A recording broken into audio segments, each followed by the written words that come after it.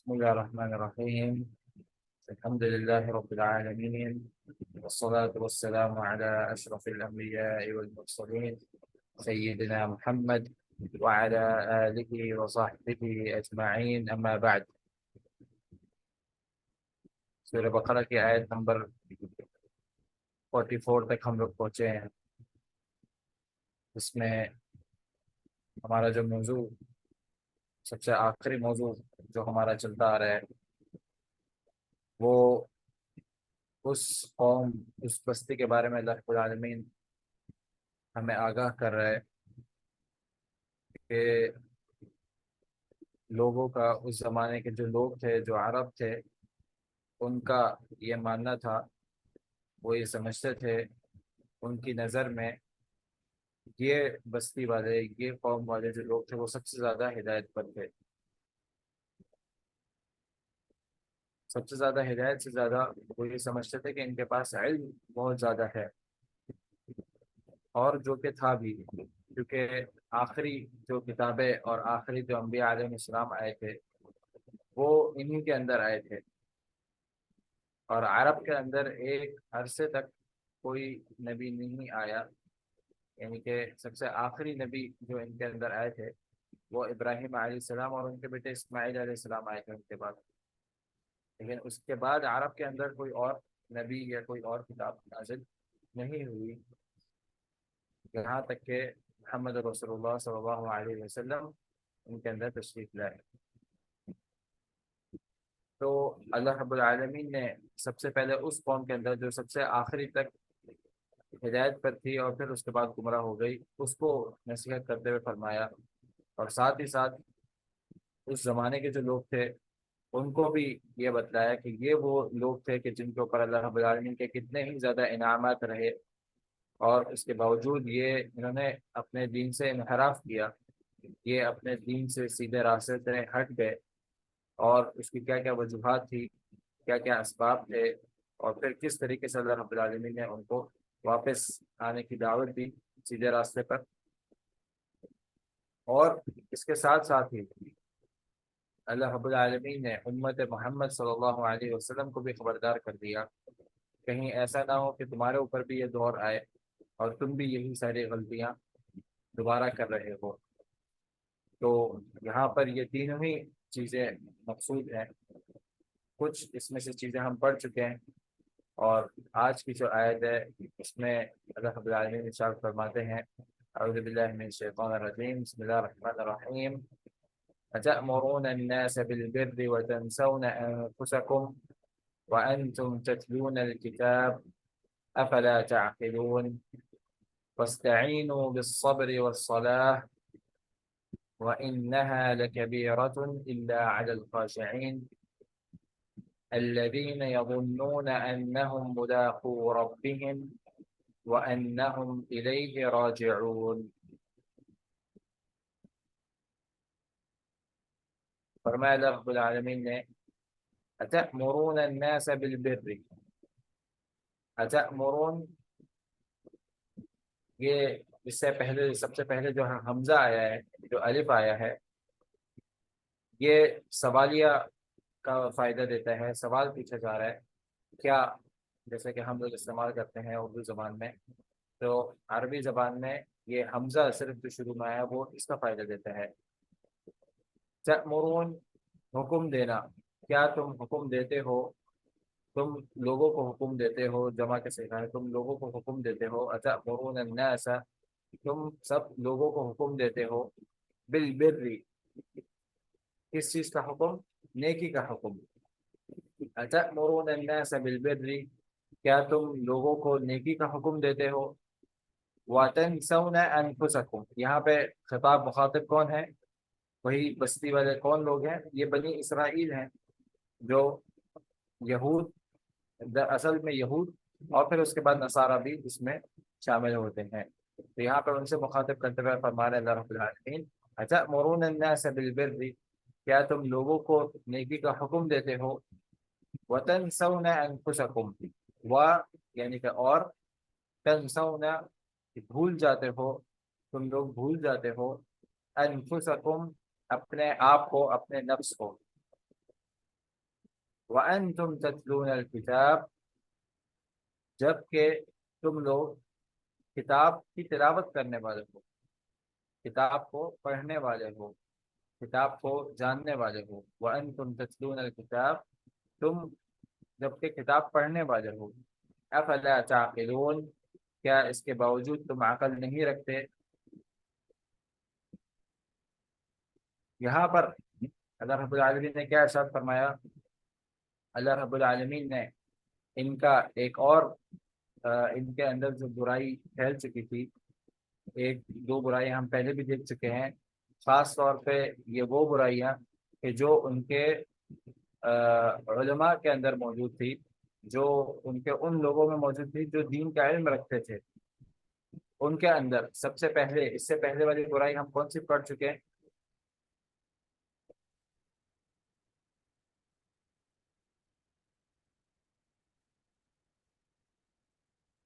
سب سے پہلی تو برائی یہ تھی کہ وہ اللہ رب العالمین کی آیتوں کو پڑھتے تھے اور جانتے تھے کہ یہ جو نبی ہے، آخری نبی، اور یہ جو کتاب یہ لے کر آئے ہیں یہ سچی ہے، اس کے باوجود اس کا کفر کرنا۔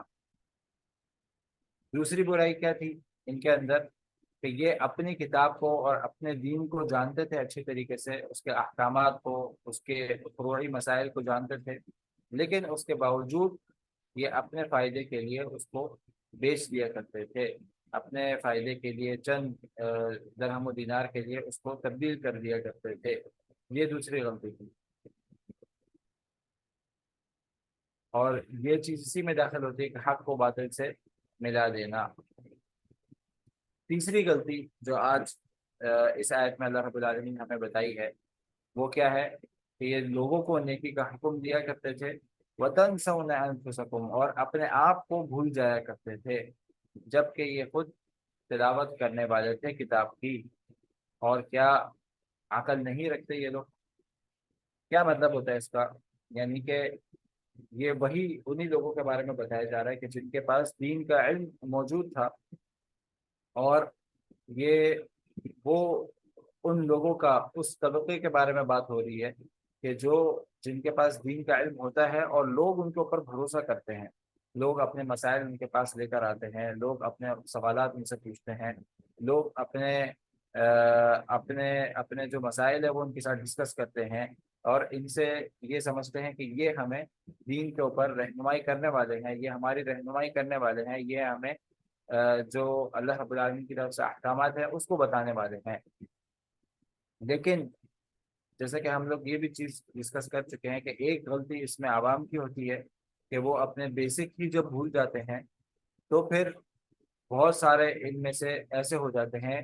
اپنی خواہشات نفس کے تابع آ جاتے ہیں، اور یہ پھر اپنی پیروی کروانا شروع کر دیتے ہیں، اور اپنے پیچھے لوگوں کو لگا دیتے ہیں، اور لوگوں کے لیے اس میں وہ فائدہ تلاش کرتے ہیں اور اپنے لیے فائدہ تلاش کرتے ہیں، اور پھر در حقیقت انجام کیا ہوتا ہے کہ وہ لوگوں کو اس سے گمراہ کر بیٹھتے ہیں۔ تو یہ پہلی غلطی ہو گئی عوام الناس کی۔ دوسری غلطی ان کی خود کی ہوتی تھی، جو کہ بہت بڑی غلطی ہے،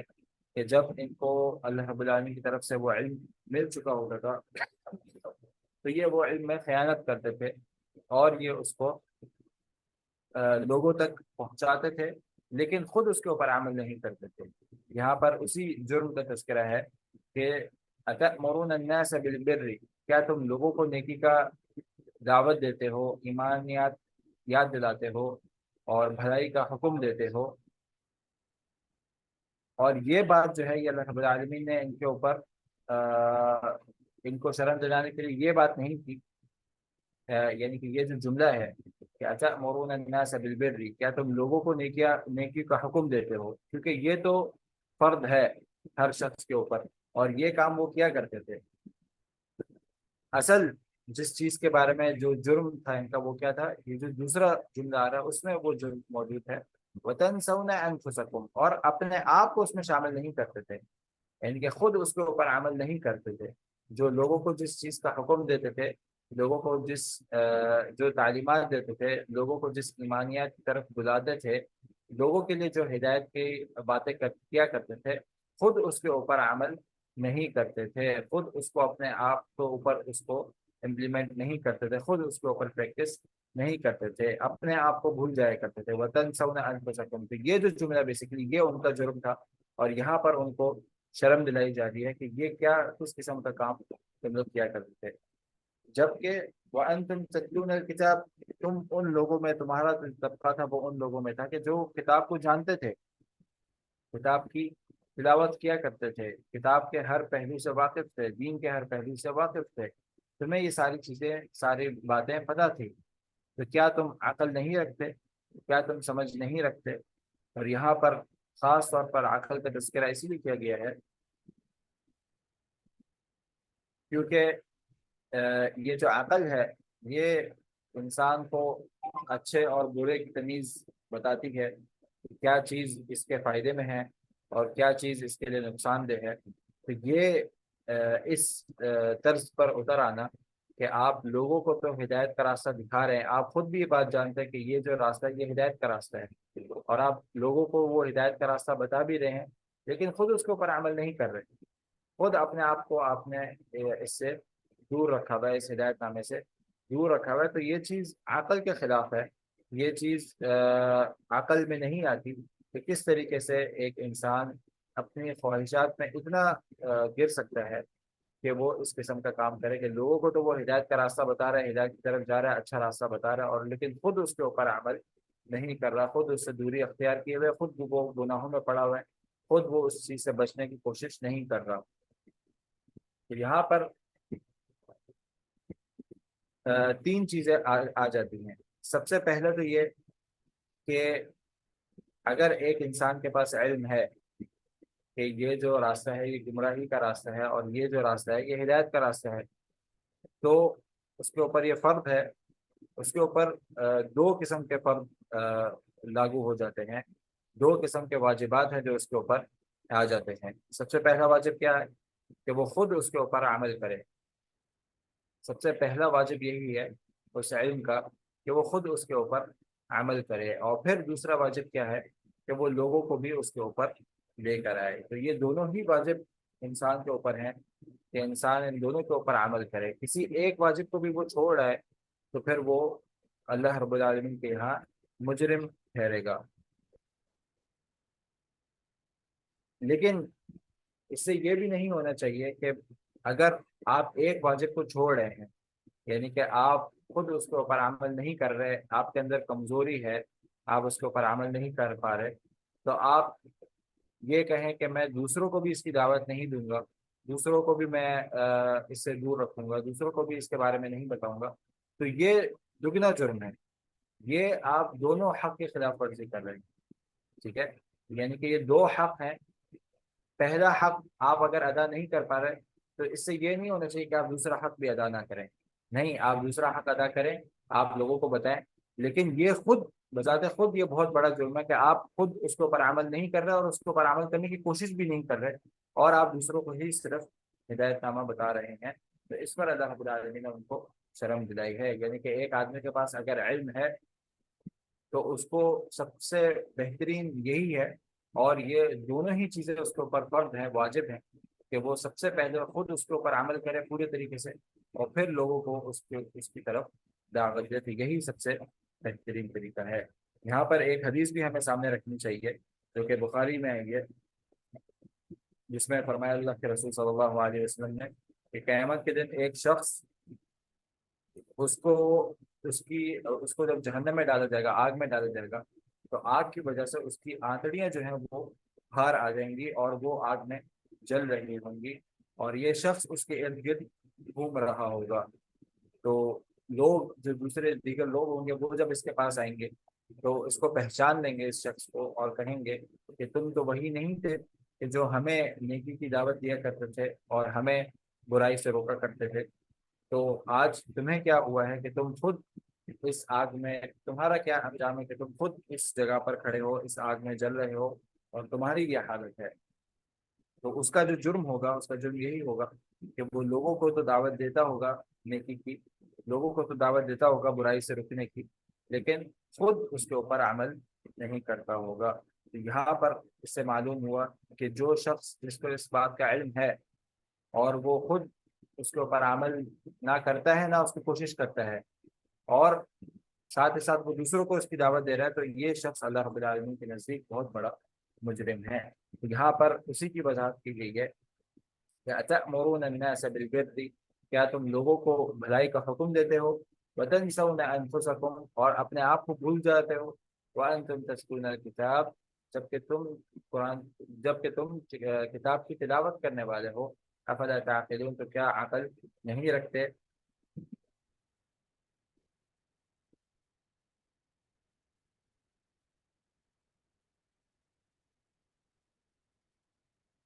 इसी तरीके से एक और आयत भी हमें सामने रखनी चाहिए, जिसमें फरमाया अल्लाह रब्बुल आलमीन ने, या अय्युहल्लज़ीना आमनू लिमा तक़ूलूना मा ला तफ़अलून, है ईमान वालो, क्यों तुम वो बात कहते हो जिसके ऊपर अमल नहीं करते। कबुर मक़तन इंदल्लाहि अन तक़ूलू मा ला तफ़अलून,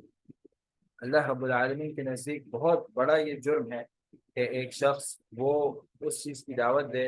वो चीज़ कहे जिसके ऊपर खुद वो अमल नहीं करता। तो यहाँ पर अल्लाह रब्बुल आलमीन ने तमाम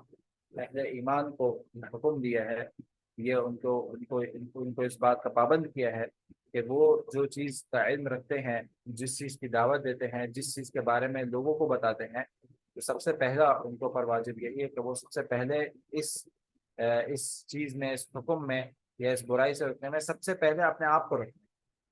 सबसे पहले खुद उसके ऊपर अमल करें, और फिर उसके बाद वो लोगों को इसकी दावत दी दें। इसी तरीके से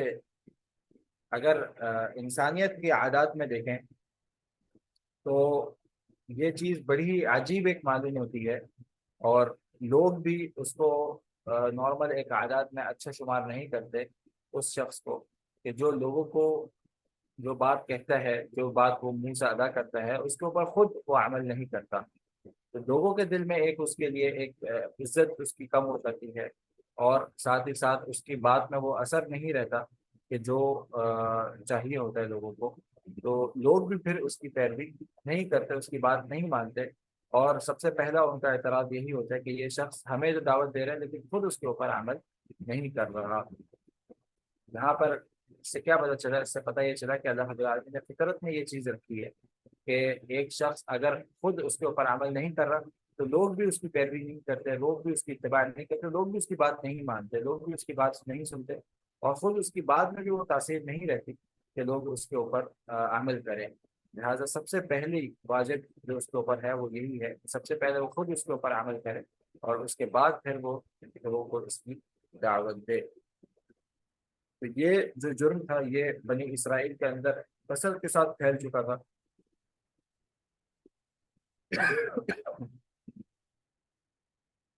और अल्लाह रब्बुल आलमीन ने उनके इस जुर्म पर उनको यहाँ पर पकड़ा,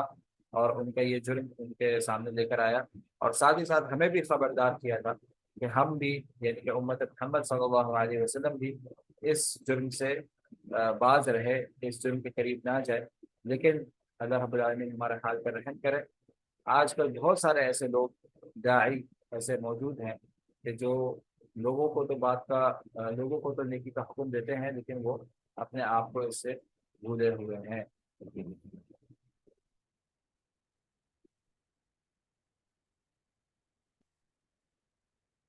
फिर उसके बाद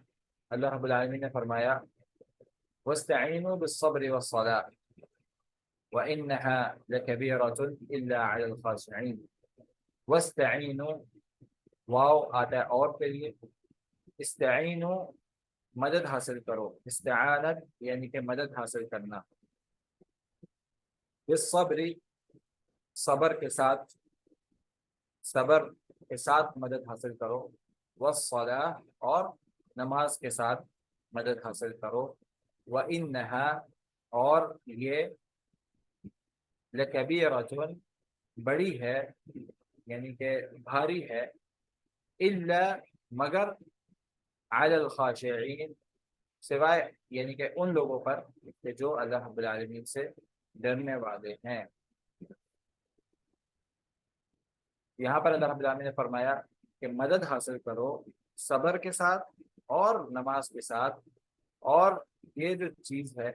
यानी कि नमाज और सब्र दोनों ही चीज़ें लकबीरतुन बड़ी भारी हैं, बड़ी मुश्किल हैं, बड़ी दुश्वार हैं, इल्ला अलल खाशिईन, सिवाय उन लोगों पर कि जो अल्लाह रब्बुल आलमीन से आजिज़ी इख्तियार करने वाले हैं, जिनके दिल में खशियत है अल्लाह रब्बुल आलमीन के लिए। तो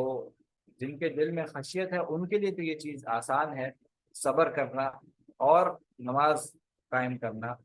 लेकिन जिनके दिल में अल्लाह रब्बुल आलमीन के लिए खशियत नहीं है, खुशूअ नहीं है, उनके लिए ये दोनों चीज़ें बहुत ही ज़्यादा भारी हैं। क्या चीज़ें? सब्र और नमाज। यहाँ पर अल्लाह रब्बुल आलमीन ने फरमाया मदद हासिल करो सब्र के साथ और नमाज के साथ। किस चीज़ से मदद हासिल करना है? उसमें आप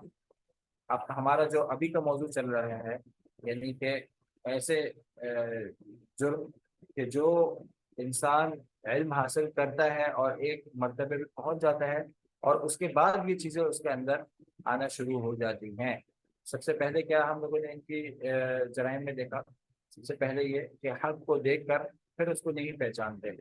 तकब्बुर, तकब्बुराना अंदाज होता है। यानी कि ये लोग ने इन्होंने देख लिया, इनकी किताब में ये बात मौजूद थी कि आखिर में एक नबी आएंगे और वो अल्लाह रब्बुल आलमीन का कलाम लेकर आएंगे, और उन्होंने देख लिया, पहचान लिया उसको सही तरीके से, लेकिन सिर्फ अपने तकब्बुर की बुनियाद पर उसको कबूल नहीं किया। तो ये चीज़ इंसान के अंदर आ जाती है जब वो एक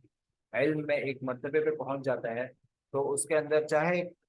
छोटे से दर्जे पे ही क्यों ना हो, लेकिन ये चीज़ उसके अंदर आ जाती है, अलावा उन लोगों के जो अल्लाह रब्बुल आलमीन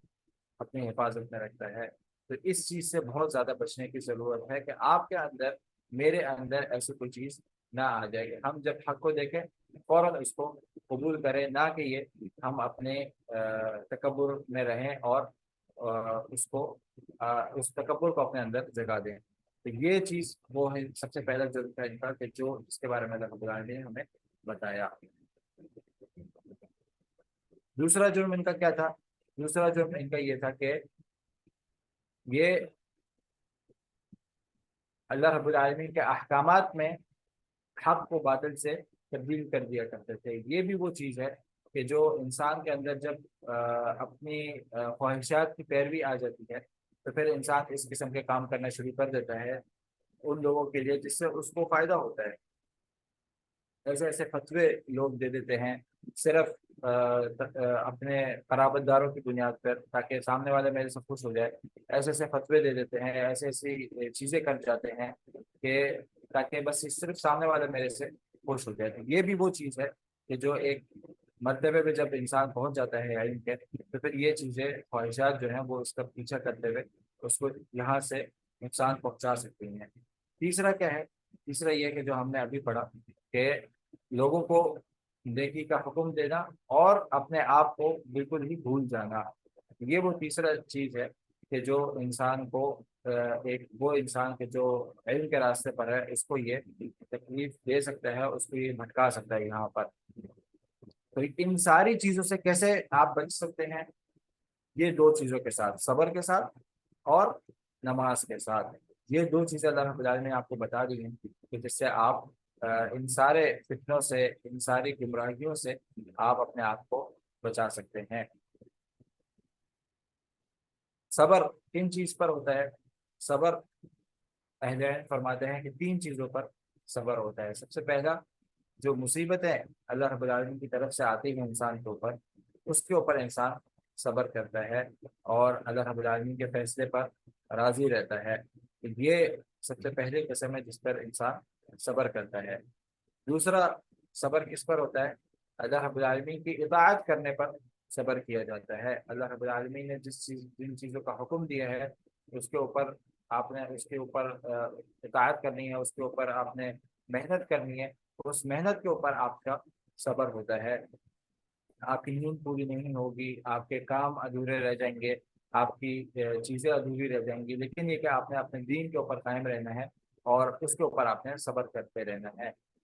तीसरी चीज इसके ऊपर सब्र होता है, वो अल्लाह रब्बुल आलमीन ने जो चीज़ें आपके ऊपर हराम करार दी हैं, जो जिन चीज़ों से बचने का अल्लाह रब्बुल आलमीन ने आपको हुक्म दिया है, उन चीज़ों से बचने के ऊपर इंसान को सब्र करना चाहिए। नफ्स उसके ऊपर तरगीब दिलाता रहता है, नफ्स उसके ऊपर मचलता रहता है कि ये काम अभी मैं कर लूँ, لیکن آپ نے اس سے بچنا ہے۔ یہ تیسری وہ قسم ہے جس کے اوپر صبر ہوتا ہے۔ یہ وہ تین چیزیں ہیں جس کے اوپر انسان صبر کرتا ہے اور جس کے اوپر اس سے صبر مطلوب ہے۔ یہاں پر بھی وہی ہے، وَاسْتَعِینُوا بِالصَّبْرِ،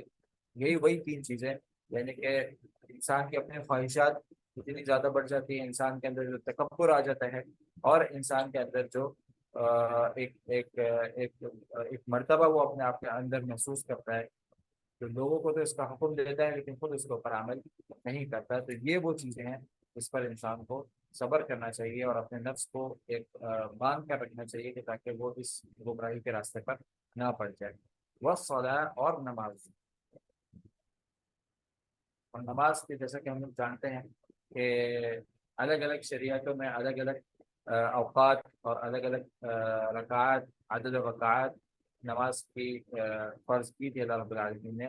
تو ہماری امت محمد صلی اللہ علیہ وسلم کے اوپر وہی 5 اوقات اللہ رب العالمین نے فرض کیے ہیں، اور اس کی جو تعداد ہے وہ بھی معروف ہے۔ فجر کی جو رکعتیں ہیں وہ 2 رکعتیں ہیں جو فرض ہیں،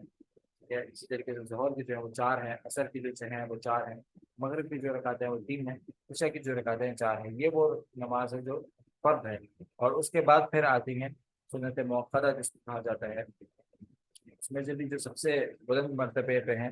وہ فجر کی 2 سنتیں، اور عشاء کے بعد جو ایک وتر ہے، وہ اللہ کے رسول صلی اللہ علیہ وسلم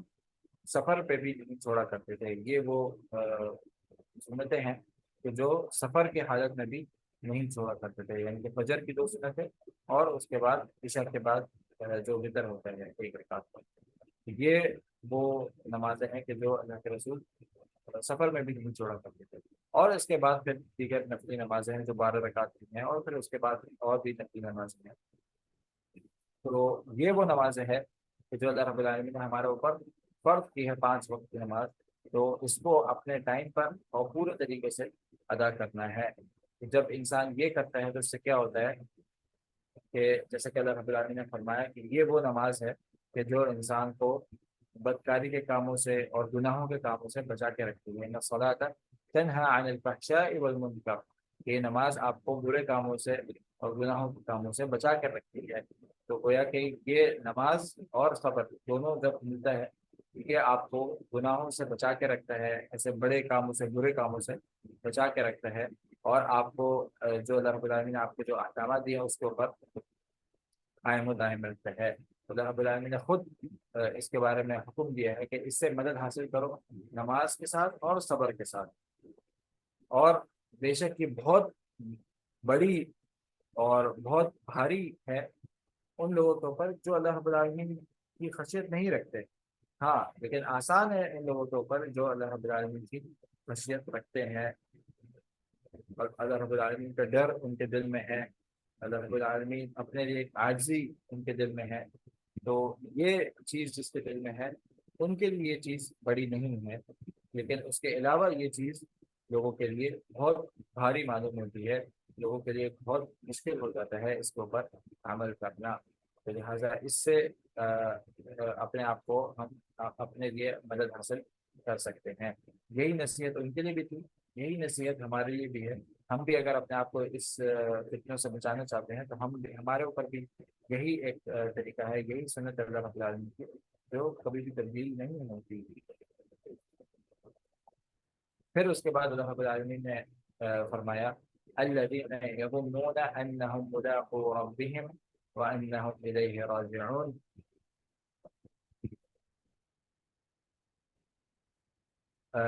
خاشعین کے بارے میں آیا، خاشعین کون ہوتے ہیں پھر اس کے بارے میں آگے آ رہا ہے۔ الذین یظنون،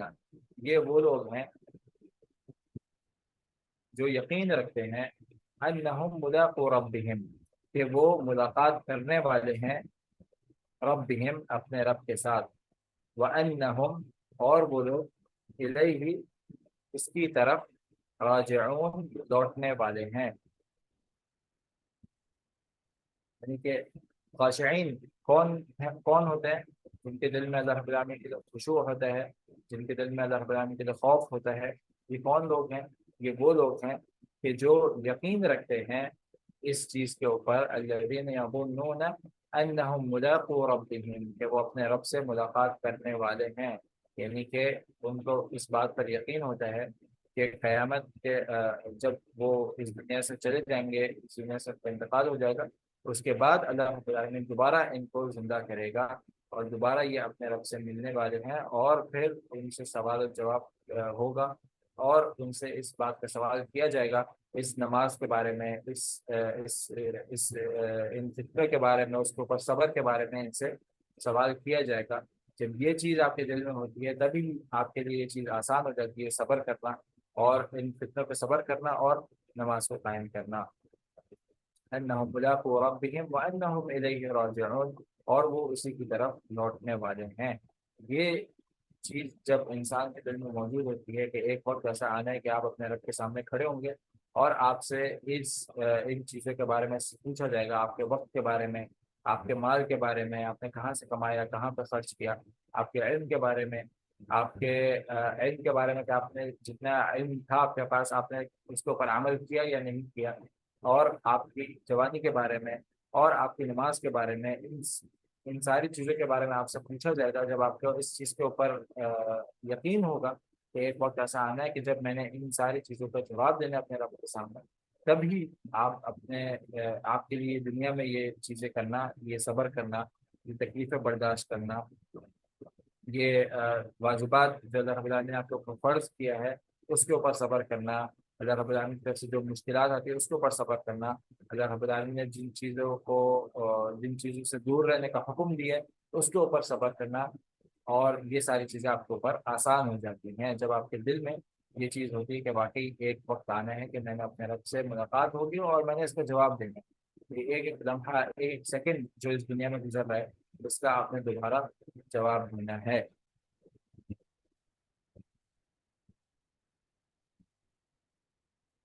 تو اس چیز کا بہت زیادہ ہمیں چاہیے کہ ہم اس کا خیال رکھیں۔ یہاں پر ایک واقعہ میرے دماغ میں آ رہا ہے کہ ایک کوئی پرانے سڑک میں سے کوئی تھے، انہوں نے یہ واقعہ ذکر کیا، ان کا نام میرے دماغ میں نہیں آیا، لیکن وہ واقعہ مجھے ابھی یاد آیا کہ وہ یہ کہہ رہے تھے کہ ایک دفعہ وہ کسی بازار میں گئے، اور وہاں پہ ایک شخص کو دیکھا، تو وہ یہ کہہ رہا تھا کہ میرا جو سرمایہ ہے وہ میرے ہاتھ سے پھسلا جا رہا ہے، تو کون ہے جو میرے سے یہ میرا سرمایہ خرید لے؟ اور وہ یہ بہت شدت کے ساتھ وہ اسی جملے کو بار بار دہرا رہا ہے، اور وہی چاہ رہا ہے کہ کوئی اس سے یہ اس کا جو چیز ہے، اس کے یہ جو چیز بیچنا ہے وہ اس سے خرید لے، کیونکہ یہ کہہ رہا ہے میرا سرمایہ میرے ہاتھ سے نکلا جا رہا ہے، تو کون ہے میرے سے یہ میرا یہ سرمایہ خرید لے، کون ہے میرے سے یہ میرا سامان خرید لے، میرا یہ سامان میرے ہاتھ سے نکلا جا رہا ہے۔ تو انہوں نے جب دیکھا کہ اتنی شدت کے ساتھ، اتنی طاقت کے ساتھ جب وہ شخص یہی بات کو دہرا رہا ہے، تو انہوں نے دیکھا کہ کیا ہے اس کا ایسا سامان ہے جو اس کے ہاتھ سے نکلا جا رہا ہے، تو دیکھا کہ وہ برف کا کاروبار کر رہا تھا، برف کا۔ اور جیسا کہ برف جب وہ اگر اپنی جگہ سے نکال لی جائے تو وہ پھر پگھلنا شروع ہو جاتی ہے، اگر اس نے اس کو ٹائم پہ نہ بیچا تو وہ برف جو ہے وہ ختم ہو جائے گی۔ تو ایسے ہی یہ زندگی کا معاملہ ہے، ایسے ہی یہ وقت کا معاملہ ہے کہ وقت یہ ہاتھ سے نکلا جا رہا ہے، آپ کا سرمایہ جو ہے وہ آپ کے ہاتھ سے ختم ہویا جا رہا ہے، اگر اسے صحیح ٹائم پہ فائدہ نہ اٹھایا گیا تو یہ ایک وقت آپ سے نکل جائے گا، اور جو وقت آپ کے ہاتھ سے نکل گیا، جو سیکنڈ آپ کے ہاتھ سے نکل گیا، اب وہ دوبارہ کبھی بھی لوٹ کر نہیں آئے گا۔ اور یہ کہ اس سیکنڈ کے بارے میں آپ سے قیامت کے دن لازمی سوال ہوگا کہ یہ وقت آپ کے پاس تھا، آپ نے اس وقت میں کیا کیا۔ تو اس لیے بہت زیادہ ضروری ہے کہ ہم بالکل بھی کمزور نہ پڑیں، اور اپنی کمروں کو کس لیں کہ یہ دنیا میں ہی کچھ آپ نے محنت کرنی ہے آخرت کے لیے، اور پھر آخرت میں انشاءاللہ آپ کے لیے کامیابی ہے۔ تو یہ وہ چند چیزیں ہیں کہ جن کے بارے میں اللہ رب العالمین نے ہمیں آگاہ کیا کہ ان چیزوں سے محفوظ رہنا ہے، اور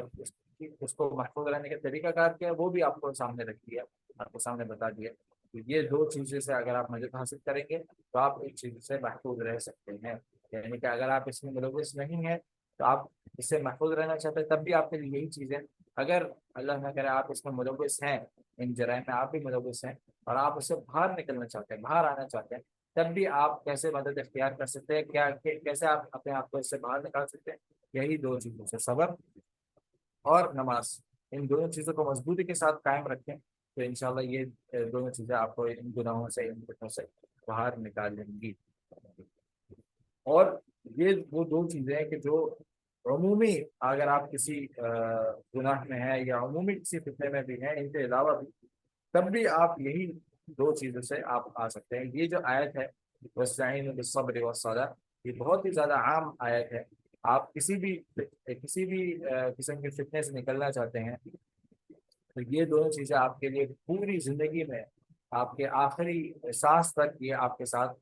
رہنی چاہیے یہ آیت۔ اور آپ کو کبھی بھی کسی چیز میں بھی آپ کمزوری محسوس کر لو، آپ دوبارہ اس کی مدد سے آپ دوبارہ دین کے اوپر استقامت حاصل کر سکتے ہیں۔ تو بس یہاں پر اکتفا کرتے ہیں انشاءاللہ، باقی اگلی کلاس میں اس کو مکمل کریں گے۔ آپ کو کسی کا کوئی سوال ہے تو پوچھ سکتا ہے، اور اگر کوئی پوائنٹ نوٹ کرانا چاہے تو وہ بھی لگا سکتا ہے۔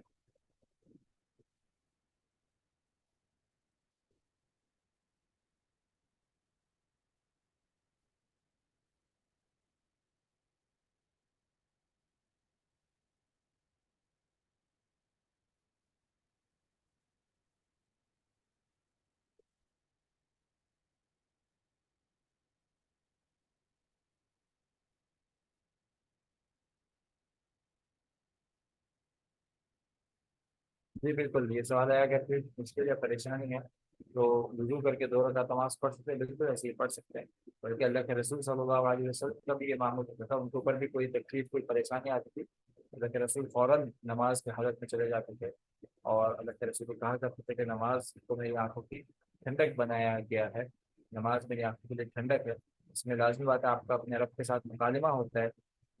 اور یہ ہم سورہ فاتحہ میں دیکھ چکے ہیں کس طریقے کا مکالمہ ہوتا ہے آپ کا اپنے رب کے ساتھ۔ اور پھر یہ جو مکالمہ ہے یہی پھر مؤمن کے دل میں ایک سکون لے کر آتا ہے، جیسے کہ اللہ رب العالمین نے فرمایا الا بذکر اللہ تطمئن القلوب، کہ بے شک اللہ رب العالمین کے ذکر سے ہی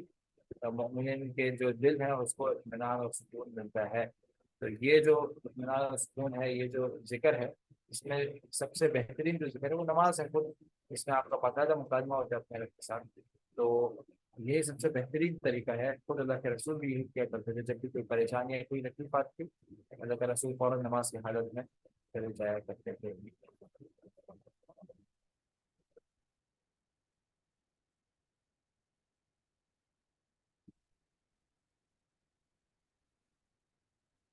صبر اور برداشت میں کیا فرق ہے؟ میرے خیال سے دونوں میں کوئی فرق نہیں ہے، کہ دونوں ہی تکلیفوں کے اوپر ہوتا ہے۔ برداشت بھی تبھی ہوتا ہے جب تکلیف آتی ہے، لیکن برداشت شاید صبر کا ایک اور نیکسٹ لیول ہے، کہ بہت زیادہ جب صبر ہوتا ہے اس کو برداشت کرتے ہیں۔ تو ہمارا یہ کہ تکلیف انسان کے اوپر کوئی بھی مصیبت آئے، کوئی بھی تکلیف ہے، کسی بھی چیز میں اس کو مشکل پیش آ رہی ہو، اس میں اس وقت صبر جو ہے وہ بہت زیادہ ایک قیمتی رکن ہے انسان کا۔ اور جیسے کہ ہمیں وہ سورہ عصر میں بھی پتہ چلتا ہے کہ اللہ رب العالمین نے فرمایا والعصر ان الانسان لفی خسر الا الذين امنوا وعملوا الصالحات وتواصوا بالحق وتواصوا بالصبر، اس زمانے کی قسم۔ اور بعض روایت میں آتا ہے یہ جو عصر ہے یہ تیزی سے نکلتے ہوئے وقت کی قسم ہے، یعنی کہ یہ وہ وقت ہے جو تیزی سے نکل رہا ہوتا ہے۔ واقعی عصر کا جو وقت ہے یہ تیزی سے نکلنے والا وقت ہے، تو جو فوراً تیزی کے ساتھ نکل جاتا ہے۔ اور اسی طریقے سے انسان کی جو زندگی ہے وہ بھی اگر دیکھیں یہ بھی تیزی سے نکلنے والی ہے۔ اللہ رب العالمین نے ایک تیزی سے نکلتے وقت والا جو وقت ہے اس کی قسم کھائی ہے،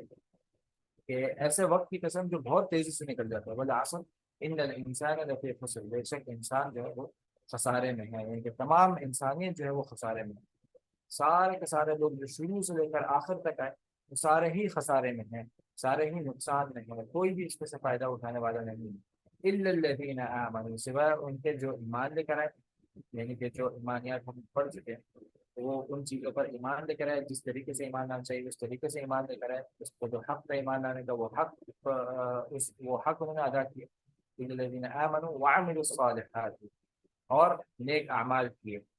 بہت سارے لوگ ایسے فری کہتے ہیں بس آپ کے پاس اگر ایمان ہے تو بس وہ ایمان کافی ہے، آپ اندر سے اچھے ہونے چاہیے، آپ کے اندر ایمان ہونا چاہیے، آپ کے دل میں پردہ ہونا چاہیے، تو آپ کافی ہیں۔ نہیں، ایسے نہیں ہے، وعامل الصالحات، اور اعمال بھی کرنے ہیں ساتھ، نیک اعمال بھی کرنے ہیں۔ آپ کا صرف دعویٰ کافی نہیں ہے کہ آپ کا دل صاف ہے اور آپ کی آنکھوں میں پڑتا ہے اور اس قسم کی چیزیں صرف کافی نہیں ہے، بلکہ آپ نے عمل بھی کر کے دکھایا ہے۔ عمل نہیں ہے تو اس کا مطلب ہے آپ کا ایمان نہیں ہے۔ ہمیشہ اللہ رب العالمین نے قرآن کریم میں دونوں چیزیں ساتھ رکھی ہیں، ایمان اور نیک عمل۔ جہاں بھی نیک عمل نہیں ہے اس کا مطلب وہاں ایمان نہیں ہے، جہاں ایمان ہے وہاں نیک عمل بھی موجود ہے۔ إِلَّا الَّذِينَ آمَنُوا، سوائے ان کے جو ایمان لائے، وَعَمِلُوا الصَّالِحَاتِ، اور نیک اعمال کرتے رہے، وَتَوَاصَوْا بِالْحَقِّ، اور حق کی دعوت دیتے رہے۔ اور جب یہ تینوں کام انسان جب کرتا ہے تو لازمی بات ہے اس کے اوپر تکلیفیں آتی ہی ہیں، اور جب تکلیفیں آتی ہے تو پھر کیا ہے، وہ تواصو بالصبر، اور پھر اس کے اوپر صبر کرنا ہے۔ جب یہ چاروں چیزیں ہوں گی، یہ چاروں چیزیں جس میں ہے، وہی شخص کامیاب ہے، وہی شخص اس خسارے سے نکال لیتے ہیں اپنے آپ کو، علاوہ اس کے کہ جو اس کے اوپر اللہ رب العالمین نے رحم کر لے۔ اور جو یہ نہیں کر پا رہا وہ اس تمام خسارے نہیں ہیں، وہ اپنے آپ کو ابھی تک اس خسارے سے نہیں نکال پائے، تو یہ اللہ رب العالمین نے جو زندگی دی ہے، ہوش سنبھالنے سے لے کر آخری سانس تک، یہ اسی کے لیے کہ آپ اپنے آپ کو خسارے سے نکال لیں۔ یہ وہ وقت ہے، یہ وہ لمحات ہے جس میں انسان اپنے آپ کو خسارے سے نکال سکتا ہے۔ اور خسارے سے جو نکالنے والی چار چیزوں میں سے ایک چیز ہے، وہ کیا ہے؟ کہ وہ صبر ہے، کہ جو انسان اس صبر کو اپنا لے، تکلیفوں پہ اللہ رب العالمین کی طرف سے جو تکلیفیں آتی ہیں، جو واجبات ہیں اس کو ادا کرنے میں، جو چیزیں محرمات اس سے بچنے میں، یہ آپ کے لیے بہت ایک مدد کا باعث ہے آپ کے لیے، جو آپ کو اس گناہوں سے، اس فتنوں سے نکال باہر کریں گے، اور آپ خسارے والوں میں سے نکل کر آپ ان لوگوں میں شمار ہو جائے گا کہ جو کامیاب ہیں۔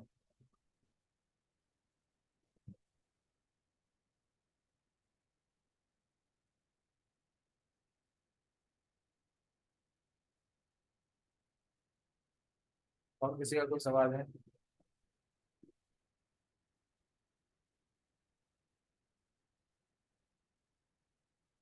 پھر بس یہاں اتفاق کرتے ہیں، اور اس میں سے کوئی پوائنٹس اگر نکالنا چاہیں تو پوائنٹس نکال سکتے ہیں ہم لوگ، اس کے اوپر پریکٹس کر سکیں۔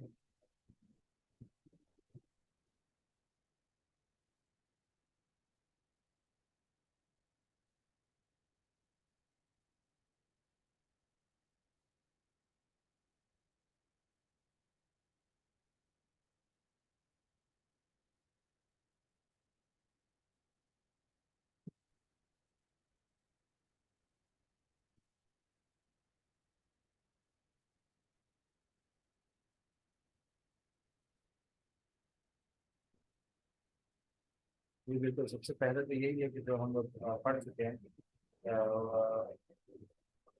سب سے پہلے یہ کہ لوگوں کو نیکی کی دعوت دینا، اور اس سے پہلے یہ کہ اس کے اوپر خود بھی عمل کرنا۔ دوسرا سب سے مین اس آج کے جو ہے وہ یہی ہے کہ صبر اور نماز کو بالکل اپنے ساتھ جوڑ کر رکھنا، اس کے اوپر صحیح طریقے سے توجہ دینا، اور اس کو سبب بنانا ہے۔ جب اس کے اوپر آپ پختہ ہو، جتنا زیادہ آپ اس کے اوپر پختہ ہوں گے اتنا زیادہ آپ ان فتنوں سے، ان گناہوں سے بچے رہیں گے۔ یہی وہ دو چیزیں ہیں کہ جو ہم اپنے پوائنٹس میں بھی لا سکتے ہیں، کہ اب اس کے اوپر اور زیادہ پابندی کرنی ہے، اور انشاءاللہ خدا سے دعا بھی کرنی ہے اگر خدا کے اور ہمارے بچے کو ان لوگوں سے محفوظ رکھے۔ تو بس یہاں پہ ختم کرتے ہیں، باقی انشاءاللہ یہ کلاس میں رب العالمین سے کیا میں سکون۔ السلام علیکم المرسلین والحمد للہ رب العالمین۔ جزاک اللہ خیر، السلام علیکم و رحمۃ اللہ وبرکاتہ۔